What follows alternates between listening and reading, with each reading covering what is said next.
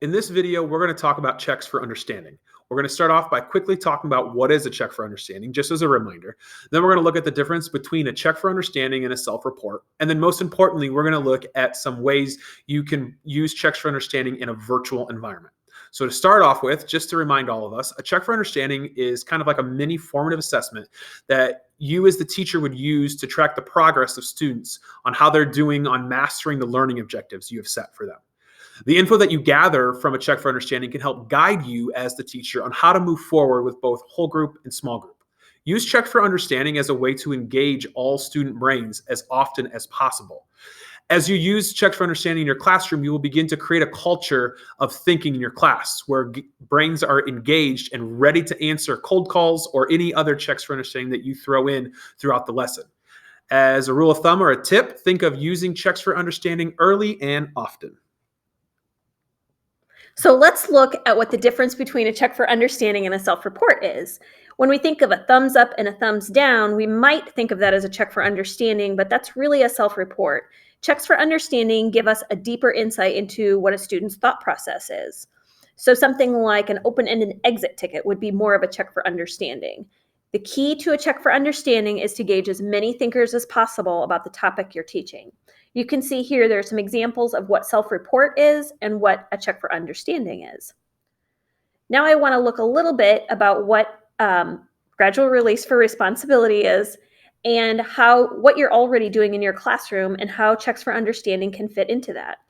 A check for understanding should occur frequently as a means to drive students through the gradual release model. In the I do piece of gradual release, students obtain new learning. In the we do piece of gradual release, students develop learning. And in the you do piece of gradual release, students apply learning. You're already doing a lot of these examples here on this slide. We're going to move into now showing you how what you're already doing will fit into check for understanding examples. So let's first take a look at some of the things that you're already doing for the I do section. You might be using Google Meet and a live Google Meet because they're all live. You can use the polls and the Q&A feature within that if you're using those intentionally and thinking through the questions that you're going to use beforehand. Although sometimes it is good to ask questions on the fly depending on how the conversation is going. You can also use Jamboard and consider using the sticky notes on that. If you're sending out YouTube videos or you're recording videos using Screencastify, consider using Edpuzzle for that. When you use Edpuzzle, you can insert questions throughout the video that students have to answer to be able to move on. This would be a great way to check how they're doing on that. If you're assigning a reading for an I do before class, consider using Kami or Google Docs or Slides to put the reading into, and then you can embed questions in there that students have to use the commenting feature on to kind of give their feedback or answer questions. So let's look a little bit at some of these examples. We've talked a little bit about what you can do, but we know that it's helpful to see these in real life. So right here we have an example of an I do video in Edpuzzle, and I'm going to just take a minute to show you. We're not going to play it, but this is a Screencastify video that was recorded by a teacher, and they've put it into Kami, and students are answering questions in here, and they have embedded questions right here into Edpuzzle. So the Screencastify video went into Edpuzzle, and the teacher has embedded some questions. Another example that we have put in here is this Newsella article. And the Newsella article was pulled into Kami, and the teacher added some questions ahead of time for the students to answer. So we're going to go ahead up here and show you what that looks like. And again, we're not going to read through the whole thing, but you can see that there are some questions here that some directions up at the top, and then questions that the teacher embedded throughout the article. Students can answer those questions via text comment right here, or via voice comment or video comment, even if they want to. So this is just another way that you can embed these little checks for understanding and things that you're already doing. We're going to go back here, and we're going to move on down to the we do portion of your lesson.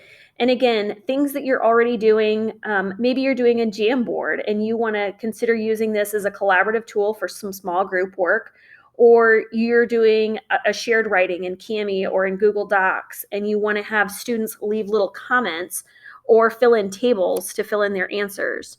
You can also use Pear Deck to add some deeper level questions into your already made presentations. You can use Teacher Paste for that. Or whiteboard.chat. This is a fairly new feature, a fairly new tool that we've shared with you. And you can check in on students' whiteboard as a whole group or individually. So you can see the whole class at a glance, or you can see and go into individual students' work and comment on them. So if we take a look at some of the examples here, this first one right here is kind of a grid view that you would get if you're using whiteboard.chat. Each one of these little purple boxes would be what each different student is doing. So you as the teacher could pull up the grid view, quickly look through to see progress on students, and kind of get a glance as a whole of how your class is doing. This one over here with the big question mark here is an example of using Pear Deck and using the question feature in there. So if I pull up my template here, this is just a Google slide that I did, and then I use the Pear Deck add-on, and I use the multiple choice option. So I ask the question here, I can type in my different options that I want, and students can quickly choose that as we go through. I would probably use this with Pear Deck and using the Teacher Paste mode as a means to keep the lesson moving as we go. This next one down here option is just a simple Jamboard, and I have added this image as a template on top, and I would have small groups. I would assign different Jamboards to different small groups and have them work together to label the layers of the earth here. Then that way I could look back at only just a few of these Jamboards instead of one for each student, but I could see how small groups are doing and decide by small group how I need to progress through gradual release. Final example here we have here is a Google Doc, and it's just a simple table that we've added in, and you can see that they would say student name here, and they would answer the question. This question we posted kind of up here in the top. Students would type their name in and give their answer. Once again, as the teacher, I can look at this one doc, see how students are answering it, look individually students, or think of it more as a whole group and see how they're doing there. So that's how we can kind of do some examples with the Wevideo. If we move here onto the You Do section, so the section where students apply learning, of course, a lot of the times in You Do with the gradual release, this would be assignments and projects. But there are some times at the end of a lesson where we don't necessarily assign things, but we do want to check in on how students are doing. You can think of using Google Forms as an exit ticket. There's a template made, which we'll show in the examples. In Google Classroom, they have discussions or what's called questions that you can post a question and have students respond there as kind of like an exit ticket. You can use Pear Deck once again, but maybe in this one you use the student paste. So the students work on their own, but you can still build in those exit ticket type things and see. And then of course you can always use Flipgrid as a You Do, where the students would respond to a question or reflect on learning by recording a quick video on that. So here are some of those examples that Tyler talked about. Right here, you've got an example of a question in Google Classroom. This is the question feature that not many people use, but you can post a question and students can answer. Over here, we've got an example of a Google Form exit ticket, and I just want to show you here, I'm on the Google Form homepage, and if we go up here to this template gallery up here, you've got an exit ticket template. So you've got one already made for you. If you click on it, then you can go to this template and you can customize it however you would like. So I'm going to go back over here. We've got a Flipgrid response here, and it's just an example of many Flipgrid templates that are available in the Discovery Library. I believe this is one that Tyler made for his class. And then over here is an example of the Pear Deck grid view of student work. So this is the actual teacher dashboard, and you can quickly comment on student work. You can see all of their work at a glance. But this is a great way for students to show you what they're learning. All of these ideas are just examples of things that you can do. There's many other ways that you can embed checks for understanding into what you're already doing. We've given you kind of a lot of examples, but we haven't really told you how to do any of those. If you are interested in learning more about how to do some of these things, if you look off to the left here on our website, under this digital tool guide, there are many how-to videos, so you can see how to do a lot of these things that we've talked about today, whether it's in Kami or Pear Deck or Flipgrid or anything like that. There's lots of how-to videos for you. So what's next? What do you do with all of this information? You've got your lesson and you've collected all this information from kids. You're really just trying to get feedback from them so that you know where to go next. The whole point of a check for understanding is to inform you on where to go next in the gradual release process. Maybe you're finding that after you gather this data, then you find that students aren't ready for the next step in the process. Maybe you need to go back and maybe you need to remodel the skill for your students. Maybe you need to pull a small group of students and you need to work with them on a specific skill that they're struggling with. Or maybe you just need to work with a couple of individual students. Maybe you need to slow down a little bit and scaffold the concepts that you're teaching them. Maybe you need to increase your pacing, or maybe you need to just differentiate a little bit more.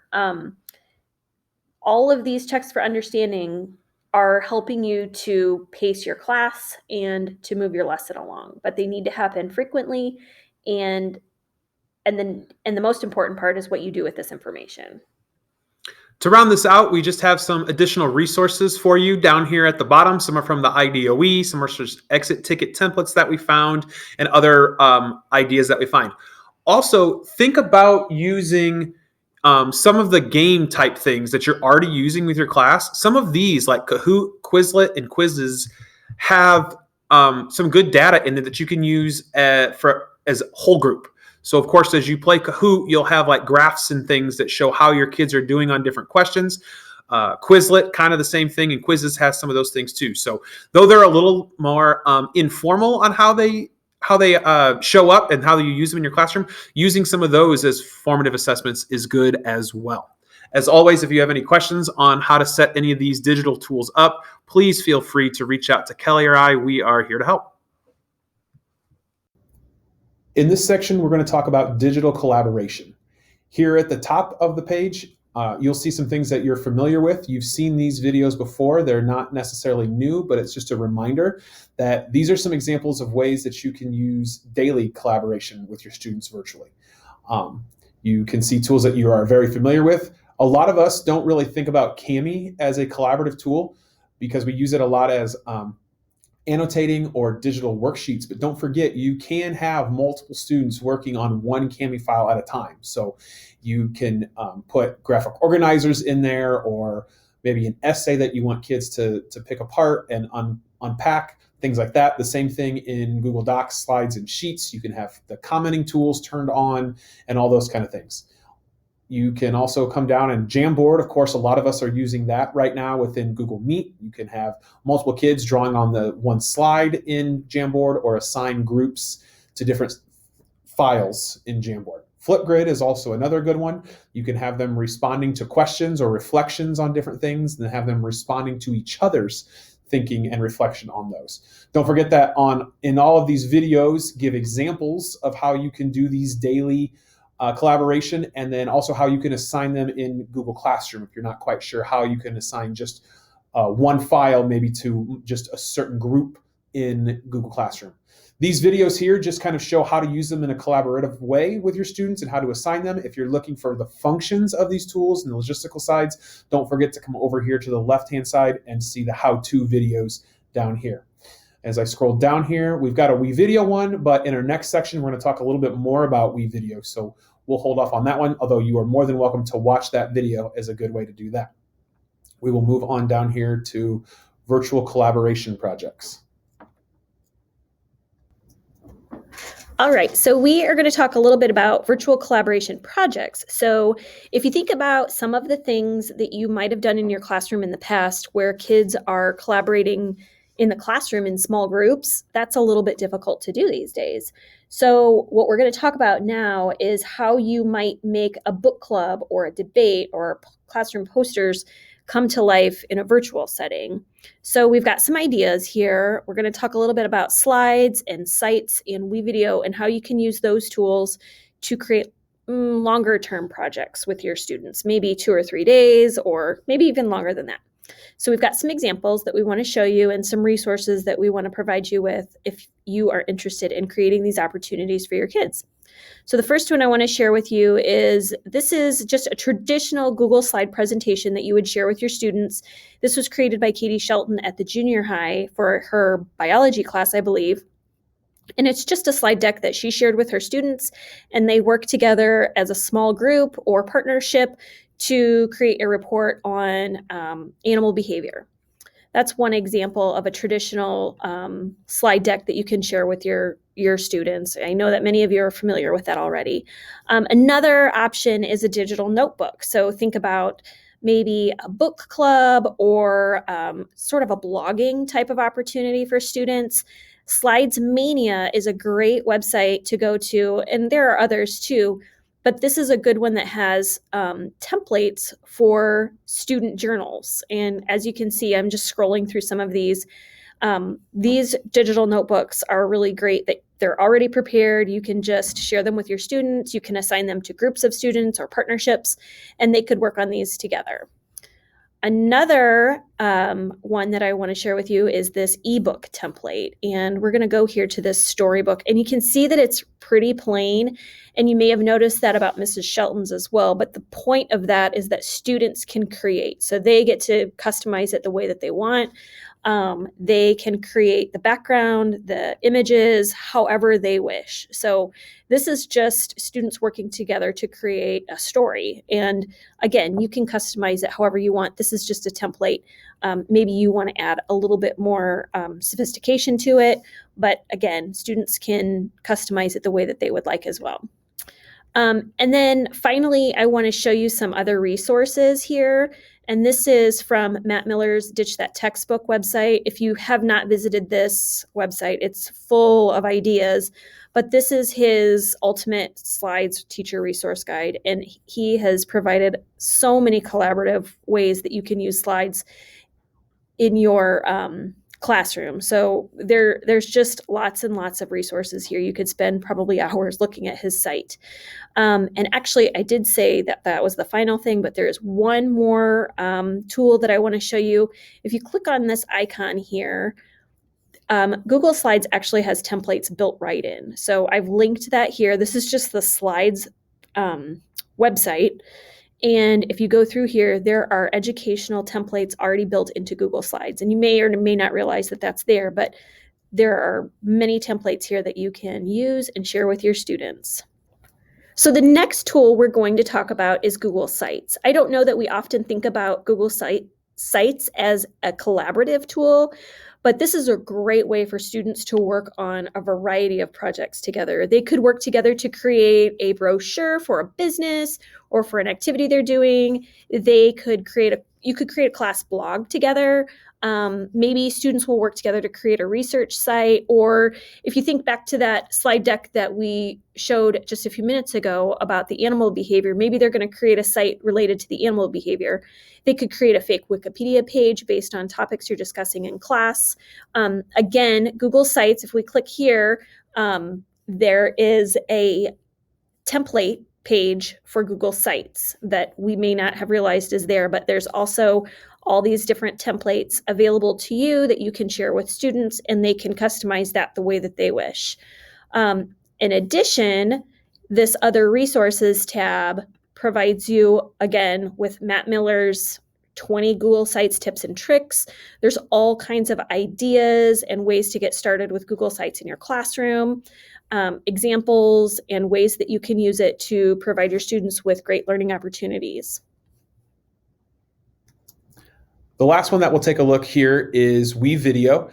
This is an awesome program to have students building their own video production. The software for this is really cool. Students can add in clips of videos. If they're working on a project, they can collaborate, and Wevideo just released a new feature that they can actually collaborate in real time. Up until about a week ago, they could collaborate, but they could only do it when the other person wasn't on it. But now they can be on it just like on a Google Doc. They can all be on it at the same time.